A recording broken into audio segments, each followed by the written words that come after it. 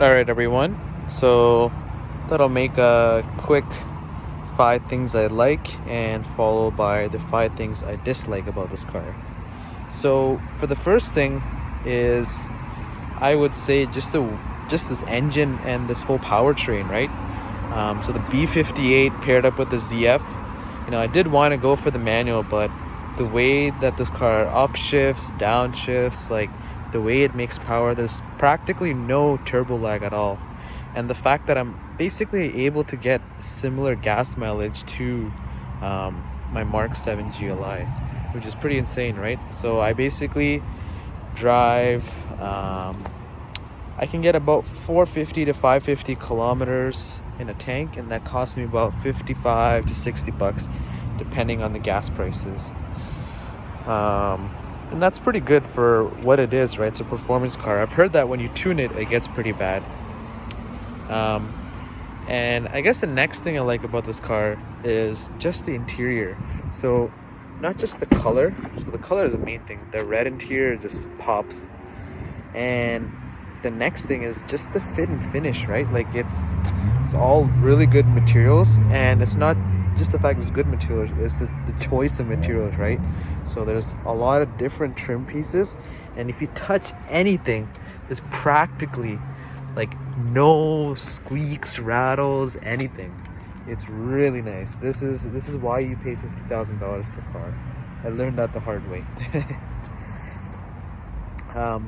The next thing I would say about this car is just the aftermarket parts scene.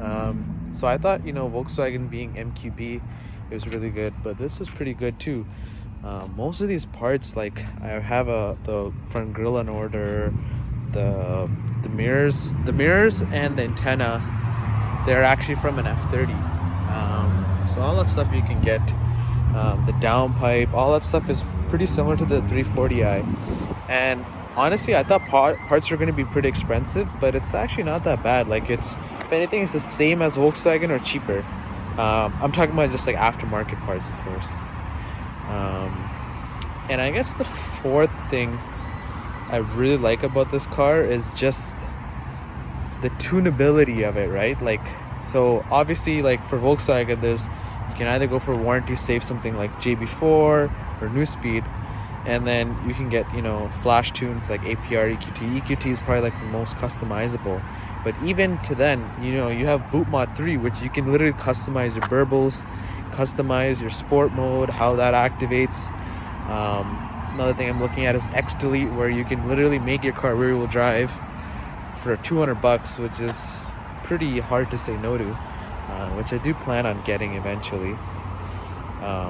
And just the fact that, you can get to 500 horsepower with just a simple downpipe, exhaust, and it's a stage 2 tune. And also just the fact that Boot Mod, it's one of those tunes that you can actually buy and then sell after. You can sell the license itself. The last thing I like about this car is just the looks of it, right? So obviously you guys probably saw the new 2 Series. This looks way better in my opinion. And obviously it doesn't look like a 2021, which I know. And the main reason why I got this car is because I originally wanted an E90. And this car was honestly like a perfect balance between that old school vibes, like the old school interior, old school styling outside, but you get the modern tech. You get the B58, you get the updated ZF 8-speed. So it's pretty hard. It was hard to say no to this car. And honestly, like the looks, like one thing you guys got to realize is like just the seating position, right? Like look at where you're sitting in respect to the car. You're literally sitting in the middle. So when you go around turns and everything, it makes such a huge difference because you feel so connected. I can literally feel what the rear wheels are doing, even though it's an all-wheel drive car and so on. So yeah.